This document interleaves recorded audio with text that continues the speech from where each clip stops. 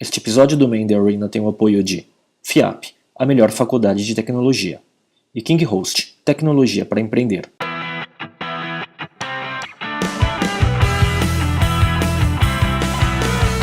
Olá amigos, esse é o Main The Arena, um videocast sobre empreendedorismo e cultura digital. Eu sou o Léo Cuba. Eu sou o Inche. Hoje temos um convidado super especial, Bob Wolverheim, o veterano de internet. E para começar eu vou deixar que ele se apresente, porque ele já fez tanta coisa dentro da história do nosso mercado. Então, Bob, por favor, se apresente e conte um breve histórico da sua longa carreira. Você afinou, né? Você ia me chamar de dinossauro da internet, não teve coragem, né? Depois eu sei que você ia dar o troco de volta. Negócio ao vivo, né? Tipo, fica mais tenso, né? Enfim, eu acho que eu sou o dinossauro da internet brasileira, enfim. Sou empreendedor, saí da faculdade, montei minha primeira empresa logo de cara, no quarto de empregada, na casa dos meus pais, na crença de que tinha um caminho diferente para fazer. E desde então, isso já faz algumas décadas aí, desde então eu venho traçando essa carreira de empreendedor, com alguns intervalos no meio, que são alguns intervalos que eu chamo dos meus MBAs. Um deles foi uma passagem pela Star Media, onde era um ambiente extremamente empreendedor, quase 2 anos em Nova York, etc. Mas eu não era sócio, então não era... acho que é importante separar essa coisa, né? As pessoas hoje, todo mundo é empreendedor. Fala, não. Empreendedor é o cara que tem uma empresa. O outro pode ter espírito empreendedor. São coisas diferentes, né? Você era um executivo lá, né?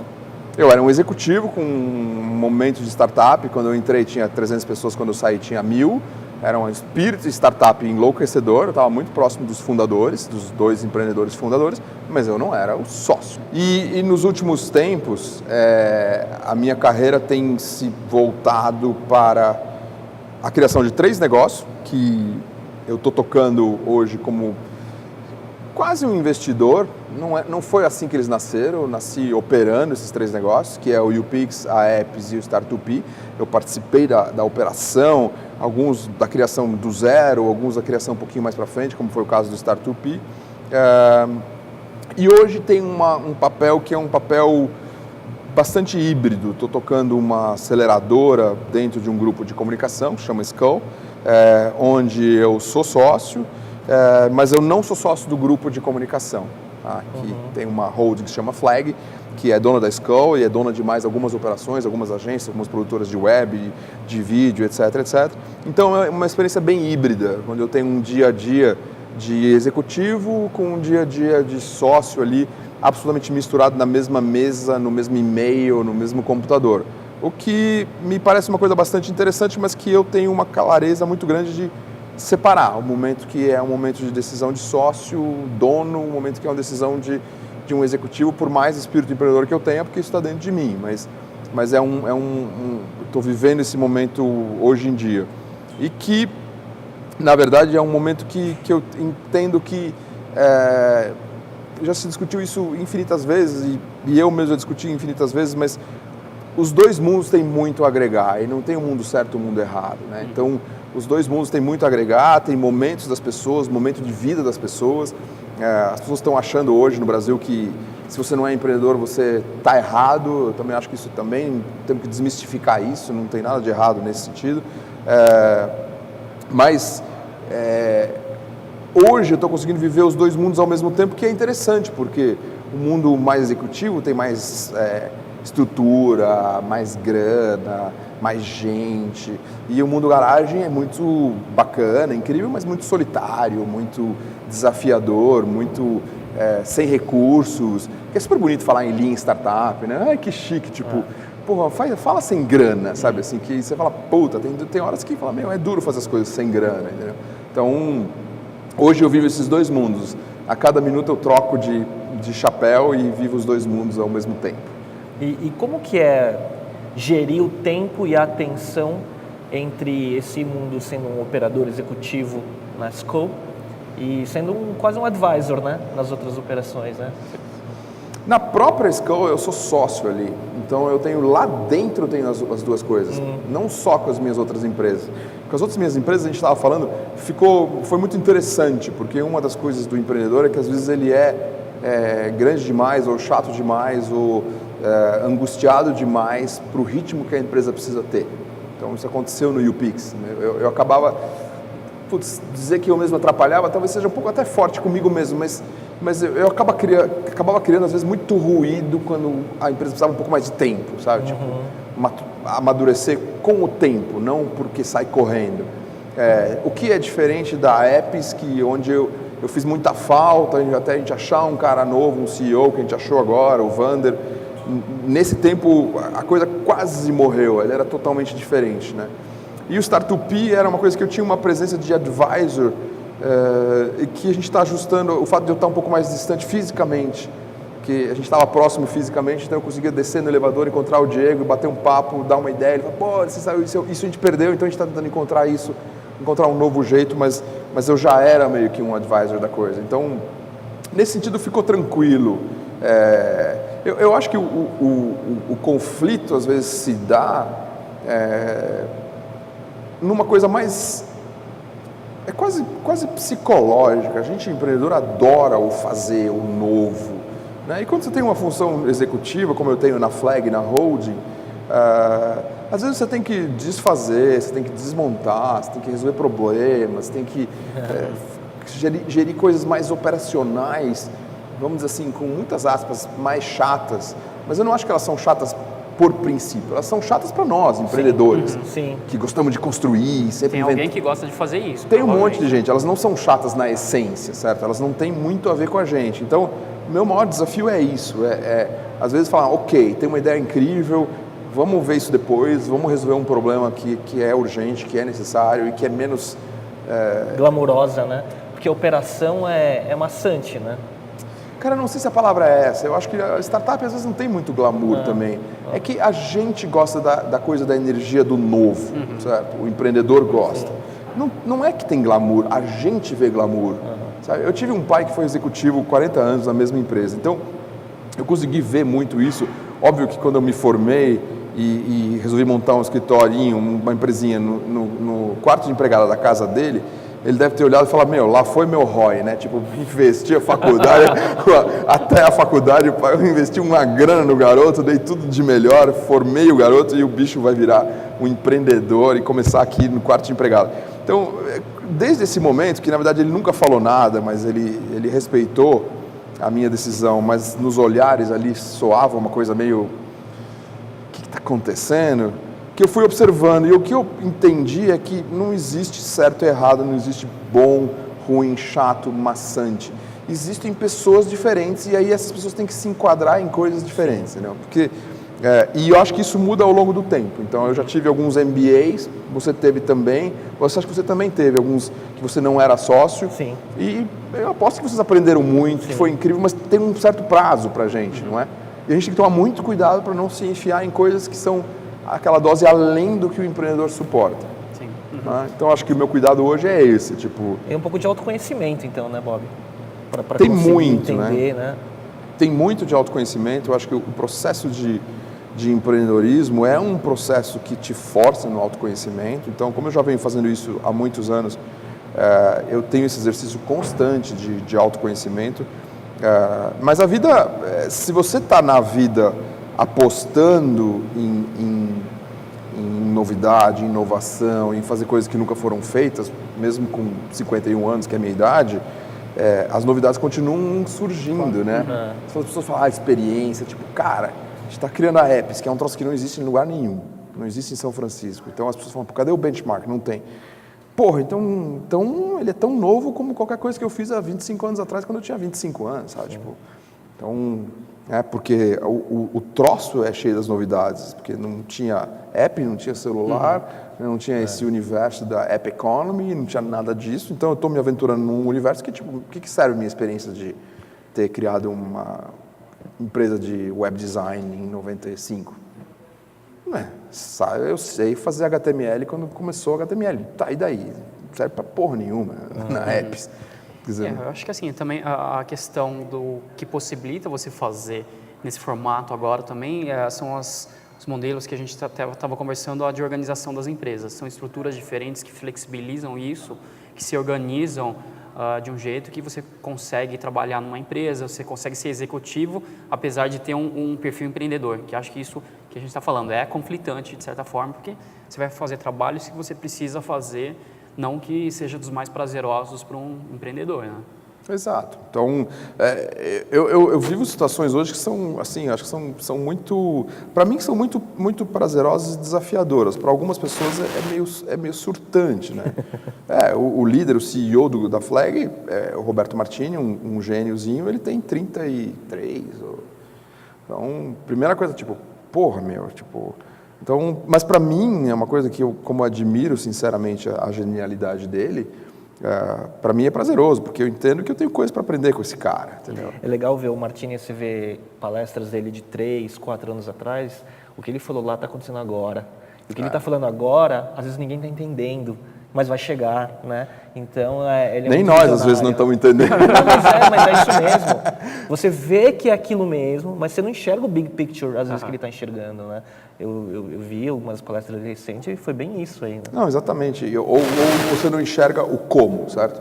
Você até consegue compartilhar a visão, mas você fala, puta, como é que a gente vai chegar lá? Quais pontos que vão estar ligando até lá? Né? Exatamente, Então, hoje eu convivo com um cara desse, um cara jovem, brilhante, convivo com a molecada das minhas empresas, convivo com um público, devs na apps, empreendedores no Startup, gente da cultura digital, os maiores criadores da cultura digital brasileira no YouPix. Então, outro dia estavam me falando assim, porra, Bob, sabe quais são as 3 coisas incríveis que vão mover o mundo nos próximos anos? Eu falei, o quê? Cultura de internet, empreendedorismo e dev. Aí eu falei, nossa, que coisa interessante. Mas fala assim, pô, mas você tinha essa bola de cristal? Eu falei, não tinha. Fui fazendo, fui tendo ideia e as coisas foram acontecendo. Tipo, não tinha, não vou falar que tinha porque é totalmente injusto.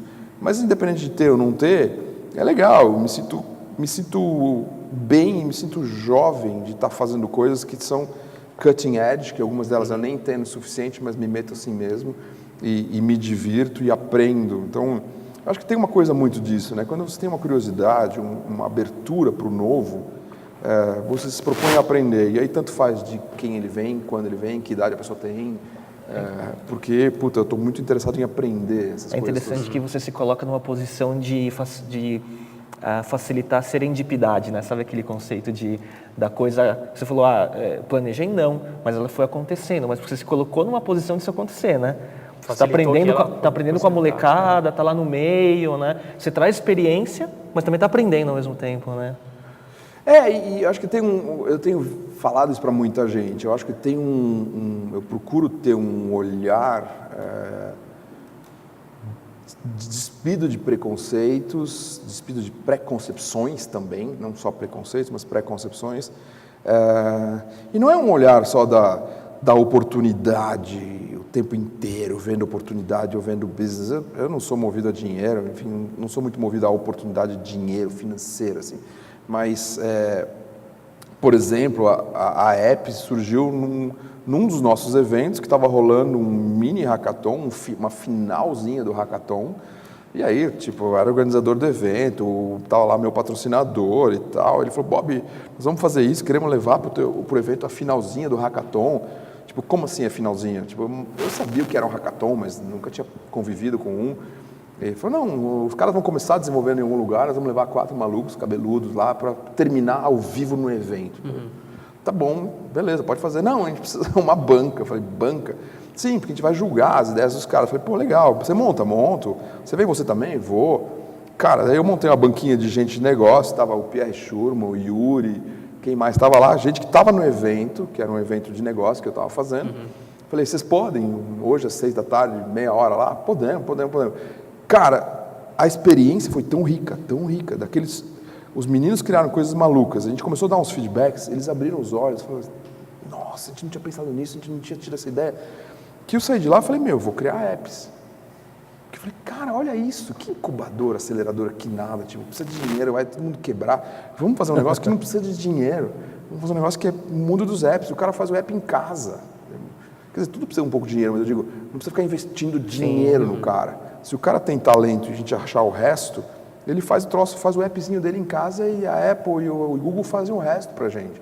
Então, você fala, puta oportunidade, tipo, cara, não sei se eu vi uma oportunidade de negócios, nós estamos até hoje desenhando, tentando entender qual é o tamanho da oportunidade deste negócio, que a gente não sabe ainda muito bem, mas eu vi a oportunidade de fazer uma coisa diferente, uma coisa fora. Eu comecei a pesquisar, virei à noite, não tinha essa porra, eu falei, nossa. E aí é um tesão do fazer diferente que me move, entendeu? Tipo, mas que também eu acho que a gente tem que desmistificar que isso também em muitos momentos, absolutamente cansativo, frustrante, angustiante, sabe? A gente conseguiu um investidor, queremos conseguir um segundo investidor agora, já devemos ter falado com uns 45, 50 caras, ou seja, são 49 nãos para um sim. De um negócio que todo mundo fica encantado, todo mundo fala, porra, da Apple, todo mundo é inovador, incrível, etc. Mas, tipo, cara, a gente não tem uma cultura de inovação, a gente já ouviu, provavelmente, dessas 50 conversas, umas 40 tinham, tipo, qual que é o benchmark? Tipo, quando você diz não tem, o cara, ele sorri e fala, porra, vocês criaram esse troço? Sim. Aí você fala, bom, o próximo passo é, nossa, que incrível. Aí o próximo passo é, putz, então, talvez seja o caso de vocês andarem um pouco, quando estiver já funcionando, você volta aqui, tipo... É a história que a gente fala quando está do outro lado também, inclusive, né? Pois é, muitas vezes. Mas é interessante isso, porque assim, a gente está no lado da banca de jurado e como empreendedor, a gente sente dos dois lados essa mesma questão, né? São dois vieses, né? Dois viés, mas que é para a gente entender realmente o nível de dificuldade que você está falando, para botar de pé um negócio. Né? Exatamente. E a gente acaba tendo no Brasil tudo muito jovem, um ecossistema muito jovem, empreendedores muito jovens, no sentido não da idade, mas da experiência, investidores idens, né? Tipo, outro dia eu fiz um debate, estava até o próprio meu investidor que estava lá, enfim, não era sobre a gente, mas era um debate sobre esse ecossistema e não sei o que, tipo, eu falei, cara, tipo, todo mundo estava lá, não tem projeto, o investidor isso, o empreendedor aquilo, falta empreendedor é não sei o que, empreendedor não sei o que, tipo, então eu falei, galera, tipo, tá, e os investidores também, que tipo, não consegue responder um e-mail, não consegue dar uma satisfação, sabe? Não precisa dar feedback. Eu sei que não existe isso. Ninguém fica, investidor fica dando, olha, eu analisei a tua empresa, acho isso, aquilo. Tudo bem, não é o papel dele. Mas responder um e-mail é uma coisa de educação, não tem nada a ver com ser investidor ou ser empreendedor, Sim. certo? Então, é uma relação muito desequilibrada, é uma relação do, pelo amor de Deus, me recebe, sabe? Tipo, em outros lugares você tem uma relação, acho que o dono de dinheiro sempre tem mais poder, mas é um pouco mais equilibrado. Chega a ter, em outros lugares, disputas, certo? Projetos interessantes são disputados pelos investidores. Sim. E o empreendedor que escolhe, né? Às vezes, em alguns casos. Né? Ou vamos dizer assim, que pelo menos tem uma participação no projeto, na escolha, vai. Tipo, talvez não seja assim aquela coisa, eu quero você, não quero você, mas tem um pouco de mais equilíbrio nessa relação, que é muito desequilibrado no Brasil, e que, portanto, o que eu vejo de gente sambando para lá e para cá, muda, pivota, faz, não sei o quê, e você ouve meia hora de conversa dele com o investidor dele, você já sacou de onde veio esse troço, um investidor maluco que muda de ideia a cada semana. O cara para um outro caminho, né? A cada semana, certo? Sim. Tipo, e, alguém precisa dar uma dura nesse investidor e falar, brother, tipo, deixa o cara trabalhar, tipo, quantas vezes vocês já mudaram de rumo, vocês não têm nem certeza se isso foi certo, sabe? Porque é tudo tão ansioso, investidor tão ansioso quanto o empreendedor, tipo, dá um caos isso, certo? Tipo, então, eu acho que... Mas, enfim, eu acho que amarrando aí, nós estamos num ecossistema jovem, em franco crescimento, e, obviamente, vivendo suas altos e baixos, suas montanhas russas, como é normal, num país que a gente achava que estava vivendo subida de montanha-russa, quando na verdade a gente também estava nos altos e baixos e não sabia, estávamos sendo enganados, certo? Tipo, tinham contado para a gente uma verdade do país que não era verdade, então tem um monte de coisas isso que é complicado, né? Porque tem um monte de coisas desse ecossistema, por exemplo, uma saída, um pisar no freio de um monte de investidores aqui no Brasil. Que até saíram alguns do Brasil. Alguns saíram, outros pisaram no freio, os outros vêm, mas não fui ainda, enfim, que não tem nada a ver com a gente, não tem nada a ver com o ecossistema, tem a ver com o macroeconômico, que o cara falou, o Brasil vai bombar, de repente o cara fala, cara, esse Brasil não cresce muito. Aí ele vê a capa da Economist, né? Que é o Cristo caindo, né? Pois é, mas... Vou embora. Mas quando eu fiz uma palestra, uma apresentação em junho do ano passado, na Espanha, e os caras falaram assim, 10 coisas importantes que você tem que saber antes de ir para o Brasil, montar um negócio no Brasil, né? E eu botei 5 boas e 5 ruins. Não ruins, mas 5 alertas, certo? E com uma dos alertas eu botei um gráfico de crescimento. Comparei a China, a gente, Estados Unidos, a Espanha, tudo bem, estava uma merda lá embaixo. E a Argentina, tipo, a gente era o penúltimo, cara, só depois da Espanha. Então, tipo, isso não tinha nada de capa de Economist, sabe? Tipo, então as pessoas estavam olhando esses dados nossos e eu olhando e falando, cara, tipo, estão falando, mas não é tudo isso, entendeu? Então, isso não tem muito a ver com a gente, quer dizer, tem tudo a ver com a gente, que a gente está dentro do ecossistema macroeconômico, mas no final a gente acaba pagando um pato de novo. Então, pagamos um pato na virada da Bolsa de 2000, agora estamos pagando um novo pato. Sempre. É um patinho, mas entendeu? E aí acaba dando aqueles refluxos, entendeu? Então a gente vai sempre no soluço. Né? Tipo, Brasil. E assim, a gente está à mercê também não só do próprio produto no mercado, como da economia como um todo. As startups fazem parte disso. Sim. Sim. A gente não é simplesmente, ok, tem um produto inovador, tem uma equipe, botei no ar e consigo virar isso. Talvez também depende muito. Né? Isso é a menor parte, às vezes, parte, no Brasil, pelo menos. Né? E aí, Bob, assim, com toda essa análise de mercado, a gente entra num tema que você tem falado ultimamente no mercado, né? Que é trazendo um contraponto para esse ecossistema de startups, falando muito mais dos mitos e das dificuldades do que o oba-oba dos eventos, das aceleradoras e do suposto dinheiro que existe, né? Então, como é que surgiu essa bandeira de você falar um pouco sobre esses temas? Cara, é porque o que eu sinto é que, primeiro, só dar um contexto, eu sou o mais fã e apaixonado por empreendedorismo, certo? Você me mandou esse convite domingo, 7 da noite, 10 minutos depois tinha lá um bora, certo? Então, vamos embora, eu topo. Mas ao mesmo tempo, o que eu sinto é que se a gente não olhar um pouco para o nosso umbigo, a gente como população, como comunidade empreendedora e investidora, enfim, comunidade, ecossistema de startups, a gente não olha um pouco para o nosso umbigo e vê os nossos defeitos e as nossas qualidades, mas também os defeitos, a gente não evolui, certo? A gente fica reproduzindo modelos e a gente tem uma mania da cultura brasileira de achar que alguém tem culpa ou alguém resolve isso, certo? A gente acha, por exemplo, que alguém cuida do nosso lixo. Enquanto a gente acha que alguém cuida do nosso lixo, a gente joga o lixo, certo? Recicla, mas e depois? Alguma coisa acontece. Né? Alguém cuida, certo? Uma entidade faz. Alguém faz. E a gente não tem o que outros povos têm, o americano, o mesmo europeu, que é tipo, alguém não, nós cuidamos, certo? Nós, como comunidade, cuidamos do nosso lixo. No ecossistema de empreendedorismo, nós temos a mesma coisa, certo? Tipo, a culpa é macroeconômica, a culpa é da crise, a culpa é da Dilma, a culpa é do Lula, a culpa é do Dirceu, sei lá. Então, acaba tendo uma coisa assim que a gente fica deixando o que é bom é nosso, o que é ruim é culpa de alguém. Então o que eu tenho feito é falar, cara, tipo, o que é bom é nosso e o que é ruim é nosso também, sabe? Vamos tentar com jeito, sem perder a empolgação, sem perder o ânimo. Eu acho que é uma das melhores coisas que pode acontecer para alguém que tem essa vocação, esse instinto, essa garra, sei lá o quê, de empreendedorismo, se tornar empreendedor, continuo achando. Mas sempre que esse cara fizer, ou essa moça fizer, com um pouco mais de noção do umbigo dela ou dele, melhor, vai sofrer menos, vai dar certo mais rápido.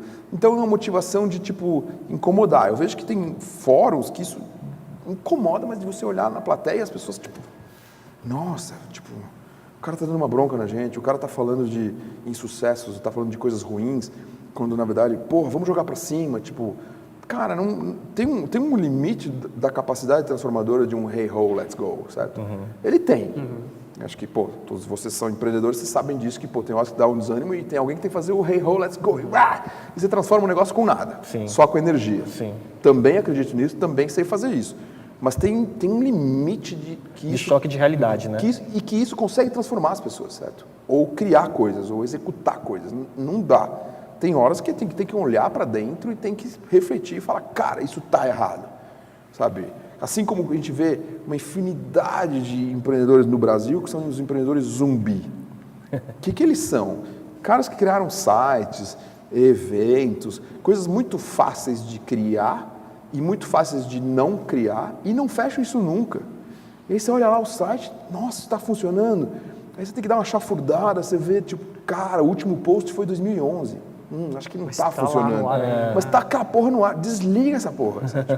Não, mas o cara fica zumbi. E aí ele vai no evento e fala, o que você faz? Sou empreendedor, o que você tem? Tem aquele blog, não sei das quantas. Tem o cartão, né? Tem cartão, tem PowerPoint, sabe? Tipo, Perfil no LinkedIn como CEO de alguma coisa. já pivotou o PowerPoint 5 vezes, tipo, pô, mas pivotou na vida real? Não, não, não. Tipo, Na ideia, na cabeça. Na ideia, já participei de vários concursos, já participei de vários prêmios, tipo, então eu tento provocar um pouco isso, mas com uma clareza de que, tipo, um pouquinho de dor é transformadora, certo? Sim. Se eu exagerar na dor, eu desanimo o cara, certo? Mas também se o cara desanima fácil, o cara não é empreendedor, né? Ele tá lá num oba-oba, mas tem aversão a risco. Eu vejo muita gente no meio aí da gente, assim, que né, assim, tipo... Se apertar um pouquinho mais... Se apertar um pouquinho mais, né, vou buscar um emprego, entendeu? Assim, né? Mas acho que muitas vezes pode ser também momento de vida, né? Você vê uma pessoa tá num momento bom, às vezes está num momento ruim, ele pode ter um perfil empreendedor, mas naquela fase pegou o cara no pior momento possível, enfim. Não certo. sei. Eu acho que tem as duas coisas. Eu acho que a gente tem que ter uma sensibilidade dessas coisas, porque pode ser destrutivo mesmo, né? E eu tenho uma desses mitos aí, esse negócio de mentoria, né? Que puta, eu acho que as pessoas estão exagerando nisso e pivotam a coisa por causa de um papo de meia hora com alguém como eu, que fala assim, cara, não, eu não tive tempo de conhecer teu business, eu não tô lá. Tipo, não, mas tem experiência. Cara, não é assim. Eu posso dar uns palpites. Você ouve os palpites, ignora metade que deve ser ruim, considera um pouquinho as outras, mas faz o que teu coração manda. E eu falo isso em toda a mentoria, mas tem cara que, sai no negócio, você fica com a sensação de que o cara vai mudar tudo. Você fala, é irritante isso, entendeu? Tipo... A convicção dele durou até a tua dica, né? E depois, sabe que tem um negócio que já me aconteceu na prática, mais de uma vez, que é tipo, o cara quer cobrar. Tipo, mas conforme você falou quer. Em 2007 eu fiz e fali. Não chega tanto, mas tipo, aquela tua ideia, acho que não era bem por ali, tipo... Como assim, cara? Eu não fiz o disclaimer, eu não te falei que eu não consigo em uma hora ouvir, meia hora te ouvir e na outra meia hora falar as coisas mais brilhantes do mundo, sabe? Eu falo sempre que toda mentoria eu falo, o que interessa é execução, todo dia. Tá legal, eu vou te dar uns palpites, cara, mas é palpite. Eu não chamo mentoria de mentoria, porque eu acho que cara, o mentor, tipo... É forte. Que encontra uma imagem muito forte. Encontra o cara uma vez na vida, por uma hora, vira mentor. Não, é palpiteiro. Palpiteiro. E na verdade, assim, a sensação que eu tenho muitas vezes como se fosse o tipo de relacionamento que você acaba estabelecendo, é como se fosse assim, de um pronto-socorro. Você vai lá, o cara fala, ok, você precisa fazer isso, você vai para casa e provavelmente nunca mais vê o cara. Diferente de um médico ou alguém que faz um tratamento de longo prazo, que acho que aí provavelmente o modelo que a gente precisa seguir de mentoria ou de acompanhamento de uma startup é mais ele acompanhar do que falar, tipo um médico de família, esse cara pode ser chamado de mentor. Exatamente. One shot é um palpite. Não acho que é ruim, mas o cara tem que encarar como um palpite. Sim. Porque eles encaram errado e às vezes não ouvem, então você fica uma hora lá falando e o cara fala, que bom que você concorda. Fala, cara, eu não concordei, mas tudo bem, deixa pra lá. Às vezes ouvem tanto que fala assim, eu vou fazer tudo que você falou. Fala, não, cara, não faz isso, pelo amor de Deus, cara, não é possível. Então, e isso deixa a gente sambando pra lá e pra cá, pivotando. Então, é bem isso. Então, acho que a gente tem um pouco de tipo, acho que palpite talvez seja depreciativo, mas, sabe, tem que chamar um encontro que uma vez na vida que você vai encontrar aquele cara, que chama, sei lá, provocação de ideias. Mas não mentoria, cara. O mentor, é um cara que tem uma responsabilidade muito maior. E o mentor, eu me sinto às vezes, tipo, não tem do lado dele também nem o contexto e nem, às vezes, o tempo para se envolver com a responsabilidade que um mentor deveria ter. Para poder ser chamado como, né? Exatamente. E aí traz uma responsabilidade muito grande, né? Porra, cara, você mudar a vida do cara, tipo... Então, já tive DRs longas com... É verdade, com mentorees, né, que, tipo... Apesar de eu ter feito o disclaimer, o cara não entende e eu provoco, porque quando sai com a sensação que o cara vai fazer o que eu falei só porque eu falei, porque eu sou o Bob, tipo, eu não posso deixar isso no cara, porque é uma responsa para mim, mas é uma responsa pro cara, certo? Tipo, e aí eu provoco, o cara fica mais puto ainda, mas tudo bem. E dentro desse tema, né, Bob, assim, eu vi que assim, você tem falado alguns pilares dos mitos que você tem falado, ele envolve muito um tripé que PPT, tem que ter o PPT, o investidor e uma aceleradora, alguma incubadora por trás para o negócio acontecer, né? Como é que você vê tudo isso, assim? O que eu acho que a gente está vivendo nessa fase que é uma fase X, não é uma segunda, mas enfim, eu estou empreendendo desde 87, ou seja, né, tudo bem, não tinha startup, mas tinha empreendedorismo que também não chamava assim, mas chamava montar negócio.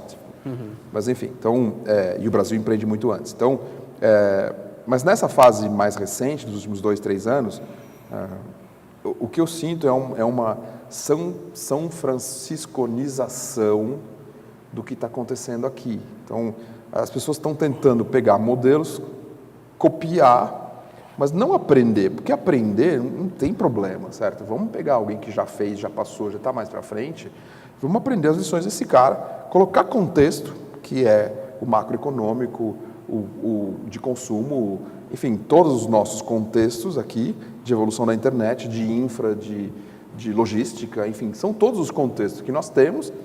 E aí, beleza, dentro do contexto a gente aprende o que é bom e faz. O que eu estou vendo é que tipo, as pessoas esquecem essa fase do contexto, entendeu? Então, sabe, um dos meus negócios é tipo, eu tenho um PPT e isso é um PPT que vale $1 milhão, sabe? Tipo, valuation da empresa $1 milhão. Tipo, cara, meu, de onde você tirou isso? Você tirou isso de algumas leituras da ponta do iceberg, que nem é a realidade americana, certo? Então, as pessoas falam, cara, você não tem nem o contexto de que aquilo que você está lendo em algum lugar não é a massa. Já é um filtro do sucesso de uns poucos caras que conseguiram levantar dinheiro nos Estados Unidos, certo? Então, aí você vai para a rua, faz um PPT todo lindo, naquele formato tradicional, que já existe um formato tradicional, faz a landing page no formato tradicional, com aquelas várias etapas, assim, né? Porque você já tem o modelinho. Passo 1, passo 2, passo 3, converte. Meu, sobe num palco desse, com 200 empreendedores, que só uns 20 tem empresa mesmo, o resto é tudo wannabe, PowerPoint, empreendedor, que te aplaude, você sai de lá achando que, porra, você vai fazer o mundo.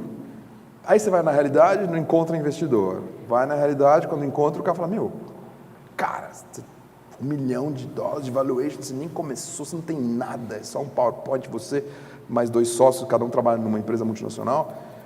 Aí o cara começa a tomar uns choques de realidade que eu acho que acabam sendo cruéis e que acabam com o risco de, se ninguém fala nada, gerar uma experiência de que, tipo, puta, isso aí é um puto engano, essa porra, sabe? Esse sonho não existe, entendeu? Então, uma das coisas que eu falo, cara, não é sonho, é uma luta, que é um tesão.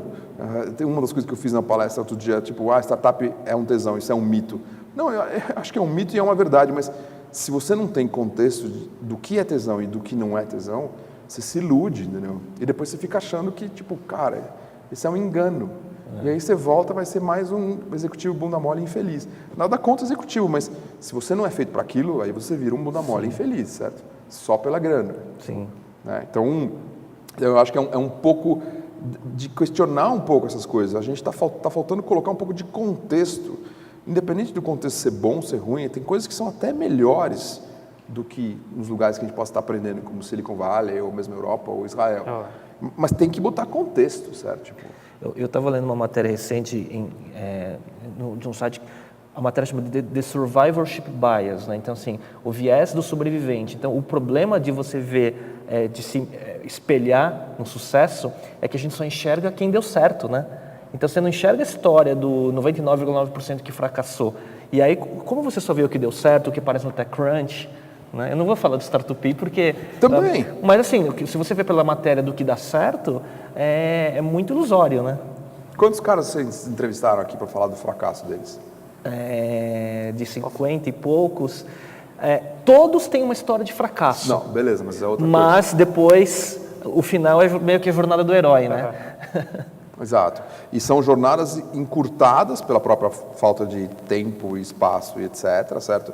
Romantizadas no sucesso, certo? Sim. O sucesso, sabe, tipo, eu vejo isso no YouPix, a gente tá ralando muito, 7 anos. 7 anos não é pouco, cara. 7 anos é muito tempo da sua vida, né? Tipo, é bastante tempo da sua vida. Então, e hoje as pessoas falam, o YouPix é incrível, nasceu, já deu certo. Eu falo assim, que?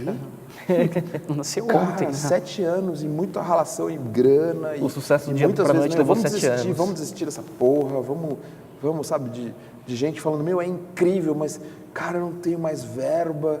Daí você olha a verba do cara pra Rede Globo, você fala assim, tá bom, tá bom, não vamos discutir isso, porque senão vai ficar sem graça. Então, E teve momentos de falar, puta, será que continua? Teve, né? Um monte, enfim. Então as pessoas, a história do sucesso, que nem acho que eu estou pegando o YouPix só como um exemplo, mas que hoje é uma coisa que, vamos dizer assim, tem um grau de sucesso, ela foi muito encurtada, sabe? As pessoas e romantizam, tipo, já foi assim, pá. Tipo, então, ela é também tendenciosa, ela é encurtada, assim, sabe?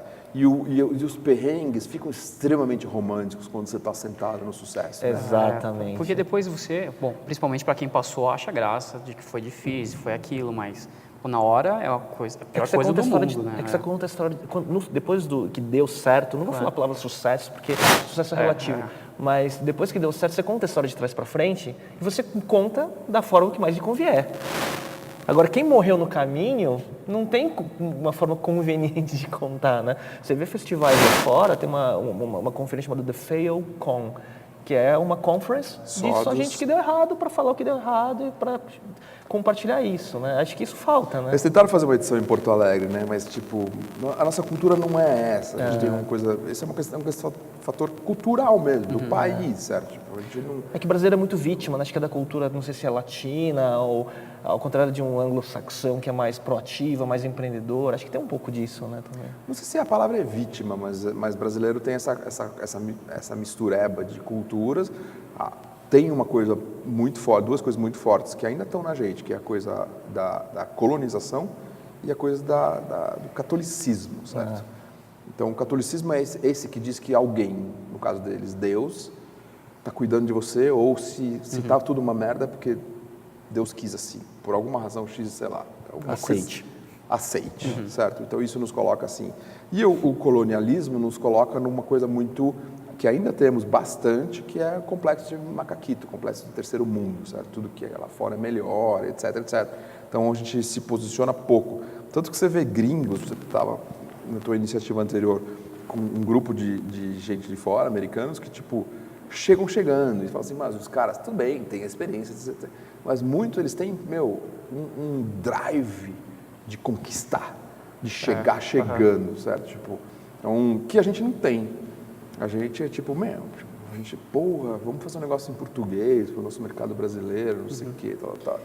Então, bom, na verdade, assim, a minha experiência atual também é com estrangeiros. Até isso acho que foi uma das motivações que eu vi muito, assim, um drive de, vamos fazer, tem dificuldades, mas a gente consegue ultrapassar, a gente consegue resolver, e é essa questão, assim, a cultura, no dia a dia, você sente como é diferente a resolução dos problemas. Exato. A forma como se resolve os problemas. Então, Agora, acho que o meu ponto dessas provocações que eu tenho feito tipo, não é ficar se lamentando, certo? Tipo, é diferente, acabou, não é melhor ou pior, certo?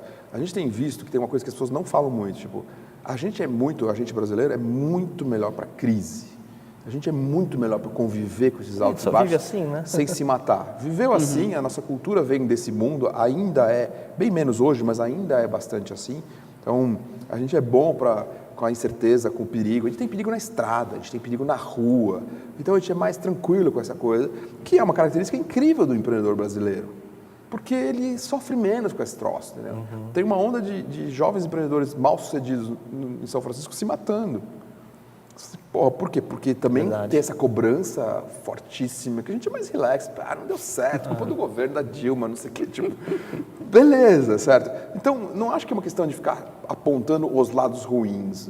A minha visão não é essa. A minha visão é apontar os lados que As diferenças, as talvez, diferenças, os lados que precisam ser melhorados e como melhorados, e depois aplicando o nosso jeito. Não, tipo, quando eu olho para o nosso umbigo, eu não quero fazer a ação franciscanização certa. Não é isso.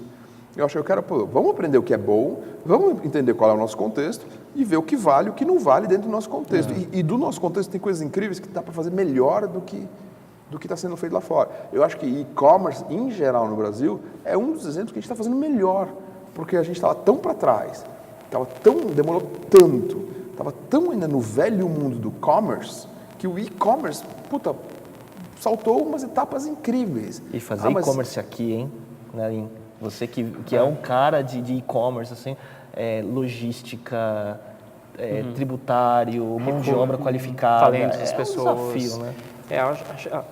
Acho que assim, é muito parecido com alguns mercados, quando você tem uma defasagem muito grande, te permite dar um salto. Muitas vezes esse salto não acontece, no e-commerce aconteceu, e acho que assim, e é um dos drivers da economia digital no Brasil. Exato. Né? Então, sei lá, você pega um exemplo, independente de qualquer coisa do business, mas você pega a telefonia celular. A gente estava tão para trás na telefonia fixa, que a oportunidade da celular ficou muito maior. Porque se a gente estivesse mais para frente, como outros países estavam, a oportunidade da celular era menor, tipo. Ou então implicava necessariamente em você substituir, certo? Como estava aqui tão para trás, a gente foi... A gente sem telefone, aí o primeiro telefone foi celular. E forever. No Nunca vai ser... Nunca passou por outra experiência. Nunca teve esse negócio de tocar telefone em casa, tipo, que não seja um celular. O cara não... Passar telefone, fio de telefone... Hã? Você tinha que passar fio de telefone? Como assim? Tipo... Aí você vê os números hoje, né? 200 e tantos milhões de linhas habilitadas, 80% pré-pago, obviamente, né? Por causa dessa penetração toda. Mas é incrível. Então, você tem segmentos de... Então, eu acho que as pessoas têm essa sensação de quando você fala contexto, botar contexto na coisa, necessariamente é pior. Não, cara, às vezes é melhor. Mas até por isso, ponha contexto, certo? Tipo, senão, você fica num negócio iludido. Entendeu? Então, eu vejo muita molecada...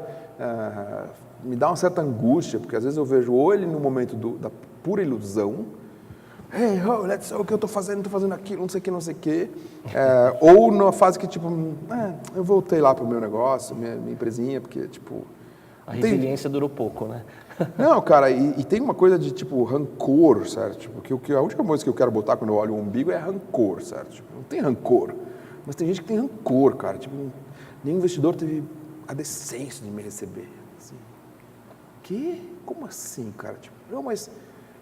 eu sei que você já levantou dinheiro mais de uma vez, mas comigo não aconteceu, eu sou um azarado. Que? Tipo, cara, como assim? Sabe? Tipo, o cara não tem contexto das coisas, sabe? Se partir do princípio que Existem, o investidor investe em pessoas, né? É óbvio que na ideia, no plano, mas na confiabilidade que aquele cara vai fazer, né? Quantos investidores para early stage mesmo tem no Brasil? Quantos?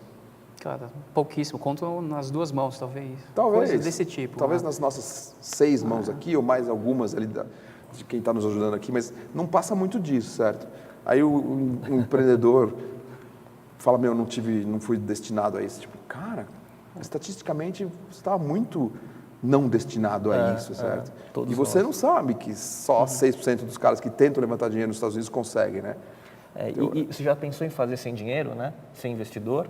Não é? Pois é, então, que é o capítulo do livro que a gente estava falando antes da gente começar, meu capítulo é isso, 12 formas de você financiar o teu negócio, sabe? Tipo, corri todas ali, tipo, até cartão de crédito, sabe?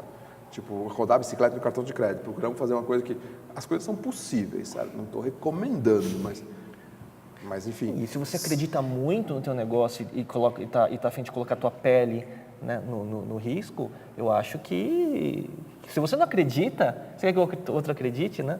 Se você não coloca a tua pele em jogo, não é? Pois é, mas essa é outra coisa, certo? Tipo, o cara só faz o negócio se alguém bancar, certo? Tipo, não, mas eu não tenho grana, tipo, e só preciso receber um saláriozinho de fome, sei lá, tipo, 10 paus, tipo. Porra, brother, como assim salário de fome, né? Jovem de 23 anos, 24 anos, 10 paus, cara, tipo... Cara, mas tá sim. Tá sim, certo? Só que ele está comparando com uma outra coisa, ele está comparando com o emprego, será? Ele é de tecnologia, tá inflacionado, tá caro, ele merece 10, 12, 15, 20, sei lá. Beleza, mas cara, tipo, isso não é para fazer teu próprio negócio, certo? Então... É complexo. Mas eu acho que é só importante enfatizar que isso não tem pessimismo, certo? Tem uma coisa de provocação. Eu acho que quando você cutuca as pessoas, quando você provoca as pessoas, na minha experiência tem mostrado que tem sido mais transformador do que só o Hey Ho, Let's Go. Entendeu? Que o Hey Ho, Let's Go tem um poder, é encantador, é bacana, mas ele tem um limite de transformação e uma capacidade de gerar muita frustração se ele não vier complementado por coisas um pouquinho mais vida real. Né? E, Bob, assim, arrematando um pouco o tema e chegando no fim do episódio, depois de aí, sei lá, mais de 20 anos empreendendo, tendo construído um negócio, tido sucesso, tido dificuldades, algum fracasso em alguns casos e tal, qual é a lição, assim, se você fosse sintetizar para os novos empreendedores que estão assistindo e tal, qual é a lição que você deixaria para o público?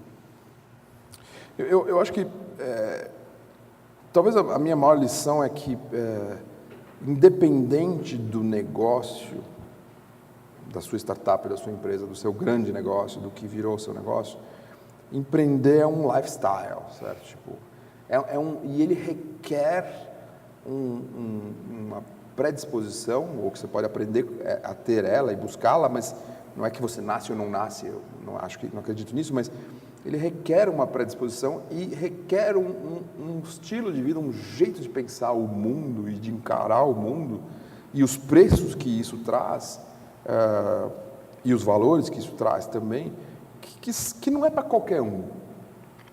Não que são especiais ou escolhidos, mas as pessoas acham que só tem coisa boa. Tipo, e não é verdade. Tem um preço alto a pagar. É um lifestyle, mas que, em muitos momentos te questiona, te coloca na parede e que é um lifestyle que te coloca muito rapidamente contra a parede, questionando a tua capacidade ou a não capacidade. Certo?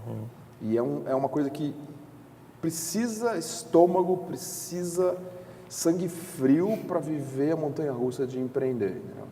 E que isso, se você não está preparado, não pensou nisso, às vezes é destrutivo. Assim, também tem esse outro lado. Então, no sentido de que, tipo, cara, você está entrando nessa, entenda por quê, leia um pouco, converse um pouco, vai nos Hey Ho, Let's Go, mas vai também nos outros lugares que, tipo, procura bibliografia ou acha o amigo do tio, da avó que faliu e senta com o cara uma meia hora e vê como é entregar o carro para o oficial de justiça, perder a casa, tipo, porque ninguém Tudo deseja... Isso faz parte, né, do risco, né? Isso faz parte do risco, ninguém deseja isso para ninguém, mas isso faz parte do risco e saber viver desse jeito, sabe? Se você só lê o TechCrunch, se você só lê sucesso, se você só lê glamour, se você só lê coisas incríveis, que é putamente encantador, também me sinto motivado, mas você tem que buscar um pouco o outro lado para que você consiga ter um equilíbrio e principalmente para que você, empreendedor, saiba aonde você está entrando, que é o que eu chamei de um lifestyle, é um estilo de vida, é um viver emocionantemente o tempo inteiro, com o lado bom disso, que é incrível, é filho, quando dá certo, fala assim, cara, tipo, deu certo, que sensação incrível de ver um logotipo que você criou. Não precisa ser um grande negócio, não tem muito a ver com dinheiro, né? Tem muito a ver pequenas com conquistas, as né? pequenas conquistas, as pequenas transformações, mudar o mundo, por mais que seja um logotipo, uma empresa que você criou funcionando ali, o primeiro cliente, o primeiro pedido, você olha e fala, meu, é um êxtase, né? Você fala assim, nossa, tem uma Primeiro coisa... cheque. O primeiro você ainda cheque. usa cheque. Tanto faz, o primeiro TED que você recebe ali na conta. Enfim, são emoções muito grandes, tanto para boas quanto para ruins, né? É uma angústia muito grande o tempo inteiro. É a montanha-russa, né? É uma montanha-russa e que puta, tem um preço e tem uma recompensa. Óbvio que, tipo, é muito prazeroso quando dá certo, mas é muito duro quando dá errado, certo? É muito bacana, muito nobre falar que, aprendi muito quando deu errado, mas e não é uma mentira, mas aprendeu e sofreu, sabe? Tipo, não pode deixar de falar, aprendi muito e sofri muito quando deu errado. Beleza? Então o cara fala, sofreu muito, tipo coisas, perdi minha casa, perdi minha mulher, perdi o carro, Perdi ver meus filhos crescendo. Perdi meus filhos crescendo. Então são coisas que as pessoas deixam para lá, né? Então eu acho que entender o contexto das coisas, eu acho que dá mais tesão, inclusive, de se enfiar nessa trilha do que o contrário, certo? Se alguém que está vendo a gente fala, pô, mas o cara tá meio pessimista, não, cara, tipo, eu quero te provocar antes, porque depois que você estiver entregando tua casa, ou perdendo a mulher, ou não vendo os filhos, aí já é too late, certo? Agora não, se você falar, cara, deixa eu ver se isso é para mim, ou deixa eu me preparar melhor, ou deixa eu entender melhor esse outro lado da brincadeira, para começar você já vai chegar muito melhor na brincadeira. Certo? Tipo, é basicamente o cara que vai jogar futebol e não treina. Tipo, porra, bro, é legal jogar futebol. Cara, é legal jogar futebol se você tiver treinado, porque levar aquelas caneladas, eu não jogo futebol, mas, cara, deve ser uma porrada do meu, tipo, certo? Se você tiver treinado já dói, imagina não treinando. Certo? Então, acho que um pouco da provocação é do tipo, vai lá e treina, cara. E quer jogar? Vai jogar. Eu sou favorável a entrar no jogo. Agora, entra treinado, cara. É isso que é a minha provocação. Bob, agora, até pegando esse gancho que você está fazendo, o quanto, então, um empreendedor pode ser treinado numa escola, o quanto ele nasce já empreendedor? Isso é uma dúvida que, assim, quando a gente começa a conversar desse jeito, eu posso formar ou ele já nasce? Porque se ele tem que estar preparado para isso, provavelmente é muito difícil eu colocar ele num curso e falar, vai virar um empreendedor. Eu acho que não tem regra, mas não sei. O que eu sinto eu fiz um paralelo aqui no meu livro que eu acho que é mais ou menos como se tivesse um vírus que todo mundo tem, mas que em alguns fica adormecido e outros o vírus vai lá e gera, certo? Você tem histórias de empreendedores que começaram aos 60 e deram super certo. É verdade. Aos 70, aos 40, aos 30, tipo... Então, você fala assim, pô, mas esse cara era um executivo pacato, o que esse cara estava fazendo até então, certo? E esse vírus pode ser perder o emprego, pode ser uma aposentadoria, pode ser um problema de família, pode ser uma frustração no trabalho, pode ser qualquer coisa, certo? Então, o que significa dizer que eu acredito que dá para aprender esse lifestyle, eu acho que dá para melhorar esse lifestyle, mas eu acho que o que se aprende é gestão, certo? Que é a coisa fundamental para o negócio dar certo, que é execução. As técnicas. Técnicas, gestão financeira, gestão de comunicação, gestão de logística, etc. Tudo isso se aprende, certo? O lifestyle, eu acho que ele existe potencialmente em qualquer um e ele se desperta ou não se desperta. E depois, na minha compreensão, ele sim se aprimora. Sim. Eu acho que, tipo, você sofre menos hoje do que você sofria no passado com as mesmas coisas? Sim. Então, eu nasci assim? Não, eu fui aprimorando, certo? Tipo, é engraçada a minha história. Eu saí da faculdade, como eu contei para vocês rapidinho, eu montei meu próprio negócio, mas eu estava estagiando. Não era trainee, era estagiário mesmo. Tipo, numa grande multinacional, na área de automóveis, e eu vivi uma experiência que ela tinha um mix de incrível, porque me botaram para tocar um projeto inteiro como estagiário. Eu tinha um chefe americano maluco que falou, o que você quer fazer? Eu pedi a conta. O estagiário maluco pediu a conta, foi embora. Eu queria ir embora. E o cara falou, por quê? Porque eu não faço porra nenhuma, eu fico tirando xerox. Tipo, o que você quer fazer? Qualquer coisa. Ele me deu um projeto. Não aumentou o salário, não mudou nada. As pessoas ficavam indignadas. Porra, mas como assim? Você continua meio período, você toca o projeto? Toca o projeto. Ao mesmo tempo, eu vi uma coisa ali, nessa época, do mundo, uma dessas coisas mais podres do mundo corporativo, sabe? Politicagem, uma funcionária, ex-amante do chefão, ou amante, eu não sei, eu nunca estava lá para ver se era ou não era, mas era o que se dizia, tal. E isso me fez me formar e falar, sabe uma coisa? Eu vou fazer uma coisa diferente. Não é que eu amasse o empreendedorismo, nem existia, mas eu não usava, ninguém mas usava. Mas você não queria aquilo? Eu fui por negação. E eu era um menino tímido, eu não era vendedor, que empreendedor precisa ser. Eu não era, assim, sabe, tipo, um babaca, mas tipo, eu não era o cara mais inovador do mundo. Então, eu tenho a faísca para mim foi um não, sabe, tipo. E eu falei, porra, se eu entrar, eu vi aquele mundo, eu sempre fui muito observador, eu vi como as pessoas dependiam do carro da firma, da sala no canto, com janela. E eu falei, cara, se eu entrar nisso, talvez... Eu fiquei pensando, talvez eu dependa disso também. Então, sabe uma coisa? Eu vou nem deixar esse risco chegar em mim. Vou tentar um caminho diferente. Então, e eu me lembro que a gente tinha os primeiros clientes, a gente fazia um pouquinho de comunicação, umas coisas bem simples antes da internet e tal. E eu lembro claramente de um cliente, ele tinha uma empresa de bip, que ainda existia, né? Tava acabando já. Estava começando um pouquinho antes de chegar nos celulares. E E ele estava percebendo que tinha acabado, e ele passava um trabalho para a gente, e eu fazia umas reuniões com ele, e eu tinha uma nítida sensação que ele dava o trabalho, a gente errava tanto, fazia tanta bobagem, tipo, era tão inexperiente, mas por que ele dava o trabalho para a gente? Porque ele via na gente o filho que ele não tinha, ou tinha, mas não tinha a energia que a gente tinha. A gente errava, fazia o negócio, nós fizemos umas coisas que é incrível, não sei se a gente tem mais uns minutinhos, tem, essa história vale, a gente fez ele criou ele percebeu que o BIP ia morrer, e ele teve uma sacada, o cara era bom empreendedor, ele falou, eu vou usar o BIP, a mesma tecnologia, para assistência de velhinhos. Então você põe um bip, a pessoa, se tiver um problema, caiu, a única coisa que ela tem que conseguir é apertar um botão. Ele já dispara para casa da pessoa e para um hospital. Exato. Pip, pip, pip, pip, pip, e a pessoa tinha que ligar. Mas se ninguém atendesse, já manda alguém lá, aconteceu alguma coisa com o velhinho. Puta ideia bacana, né? Então, e aí a gente fez um anúnciozinho desse tamanho, que era assim, medo, seus problemas acabaram. Ligue já, a Ondafone chamava o negócio, né? Cara, o telefone na segunda-feira saiu no domingo, um anúncio classificado. O telefone do cara não parava de tocar, ele ligou pra gente e falou, vocês têm que vir aqui, vamos tirar esse anúncio, ver o que aconteceu. Tava todo tipo de louco do mundo que tinha medo ligando pro cara. A gente não tinha explicado qual era o medo de ter um parente sozinho, a gente esqueceu, não fez, sei lá. E aí, o que o cara fez com a gente? No final das contas, cara, ele gostava tanto da nossa energia empreendedora, que ele continuou trabalhando com a gente, continuou trabalhando com eles um tempão, mesmo depois desse episódio do medo, esqueça essa palavra. Então, isso mostrava que a gente estava pronto, não estava pronto, a gente tinha um início de energia, a gente não sabia das coisas, a gente sofria imensamente com problemas ridículos. Então, eu acho que todo mundo potencialmente, respondendo a tua pergunta, é sim um empreendedor, depende da faísca, se o cara tem uma faísca.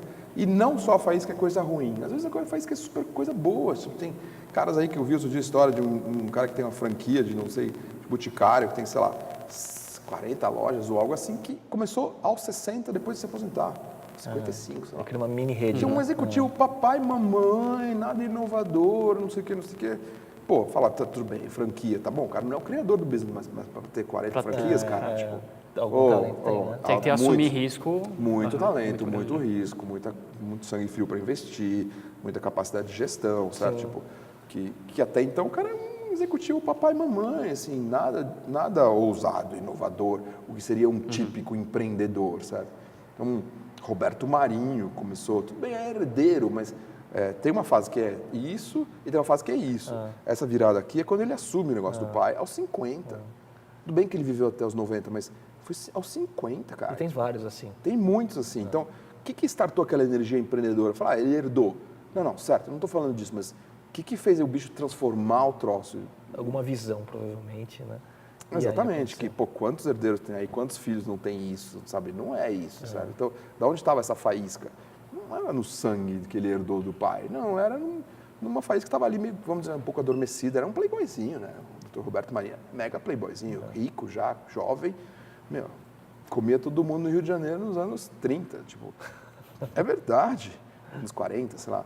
De repente o cara herda um negócio, o pai morre e ele...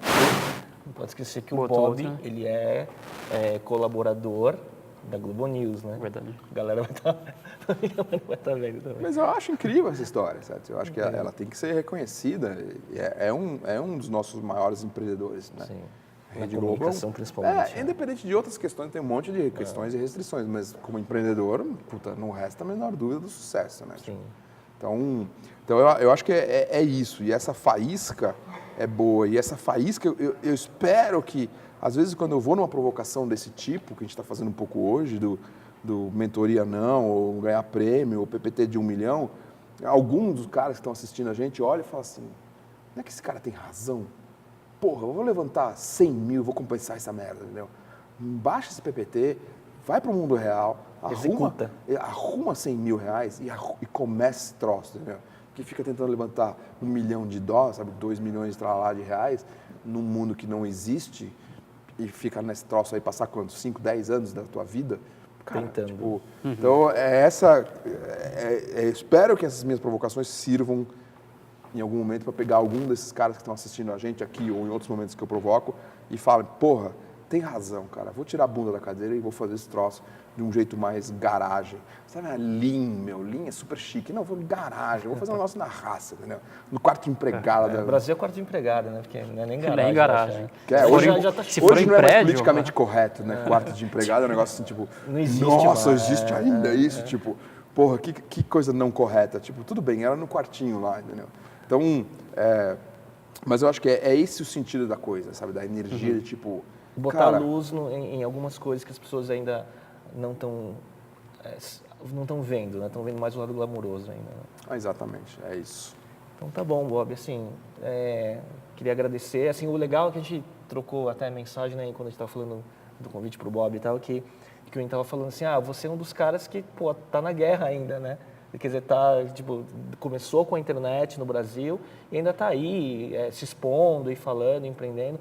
E uma coisa legal assim, que eu vejo, uma métrica de ver o amadurecimento dos empreendedores, é que eu vejo assim que, no teu caso, por exemplo, assim, é uma calma de olhar as coisas com uma ótica um pouco mais tranquila, né? E isso acho que é a experiência, né? Acho que...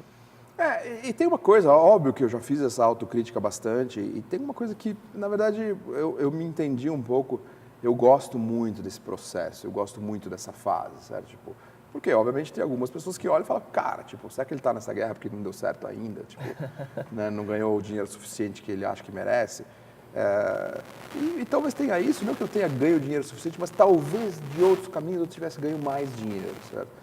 E das minhas opções, dos meus preços escolhidos, eu gosto muito dessa, não é da guerra, mas eu gosto muito dos processos da inovação, ter a capacidade de, aos 50 anos, criar uma apps e alguém falar assim, pô, qual é o benchmark? Não tem.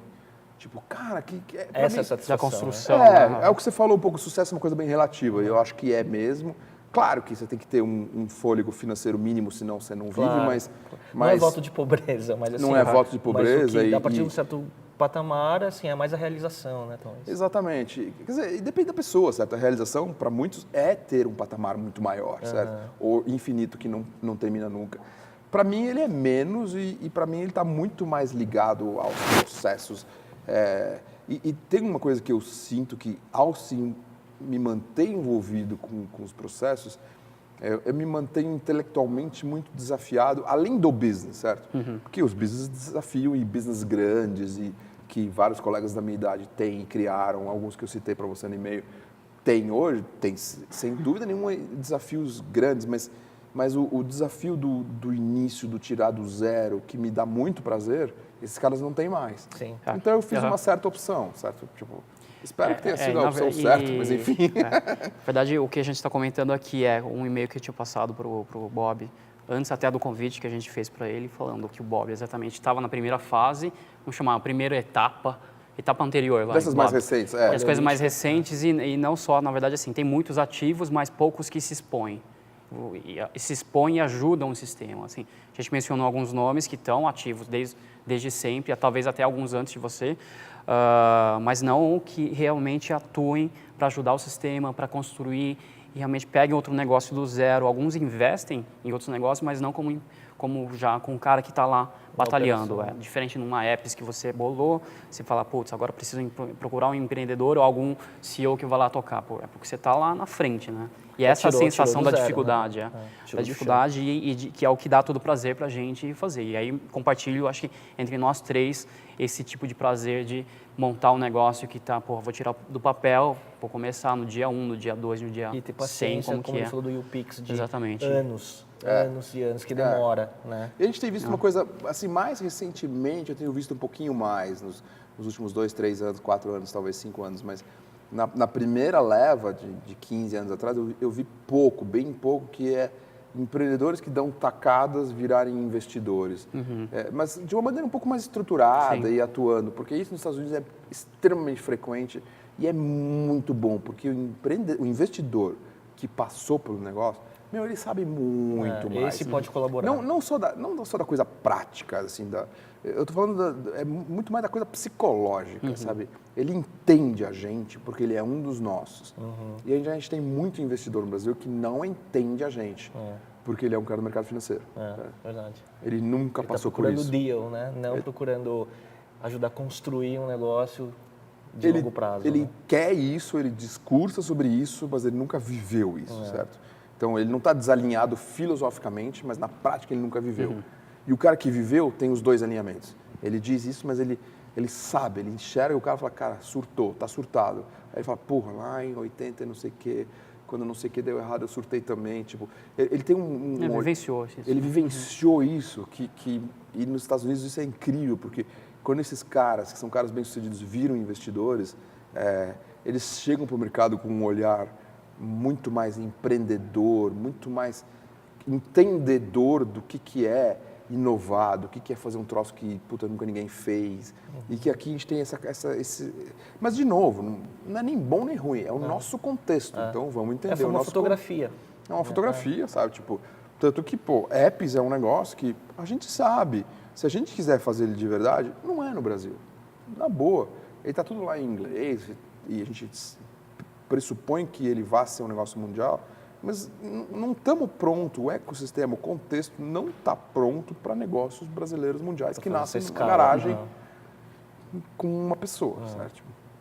Então, beleza. O que nós estamos fazendo? Estamos fazendo um tempo e vamos tentar fazer uma coisa diferente, porque esse não é feito para o Brasil, ao contrário de tantos e-commerces, não sei o que, sim, ao contrário, Tem são escala. feitos para o Brasil.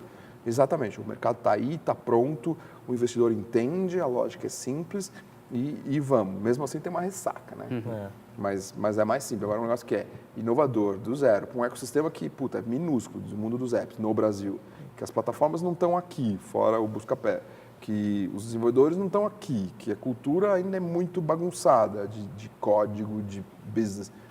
Cara, tipo, não é feito para acontecer no Brasil. Então, é mais uma persistência, mas que tem um plano aí, que tem essas novidades que eu tenho para o ano que vem, que permeiam dar outros rumos para essa coisa, certo? Tipo, então, esse desafio para mim é muito prazeroso. Então, acho que eu consegui ter um equilíbrio do que para mim é sucesso versus manter esse desafio, mas que não resta dúvida que, pô, tem momentos que eu falo assim, cara, tipo, se tivesse muitos milhões no banco, seria bem mais confortável, né, Bob? Tipo, é o tal dos preços, certo? Tipo, mas eu sei de onde esses preços vêm, certo? Não que fala assim, mas você abriu mão dos milhões. Não é isso, mas eu também entendo que, tipo, eu tomei alguns caminhos que tem Foi preço. uma escolha. Foi uma escolha. Foi uma certa escolha. Não posso nunca dizer que a outra seria incrível, que eu teria todos esses milhões no banco, mas ela tinha uma chance de me caminhar para uma outra coisa, com outros preços que eu não estava disposto a pagar, certo? Então, acho que isso é importante, fazer essa reflexão, entender, e a juventude tem que sacar isso, meu. Tudo tem preço, empreender tem preço, ser executivo tem preço, e tudo tem valor, tudo tem recompensa, né? Empreender tem recompensa, e ser executivo também. Tá? Tipo, que as pessoas estão achando hoje que não, certo? Só tem a recompensa imediata. Não é verdade, né? No final é engraçado, né? Um pouco, tudo isso se resume com autoconhecimento, né? De saber quem você é e o que te motiva, e aí acho que não tem certo ou errado, e sim tem a sua verdade, né? Exatamente. É isso aí. É isso então, aí. Bob, queria agradecer, assim, eu acho que foi um papo super rico, acho que muita gente vai se identificar com várias passagens e vai refletir um pouco do que foi falado. Obrigado pela presença. Obrigado a vocês. E a gente volta Obrigado, no Bob. próximo episódio. Obrigado, pessoal. Até mais.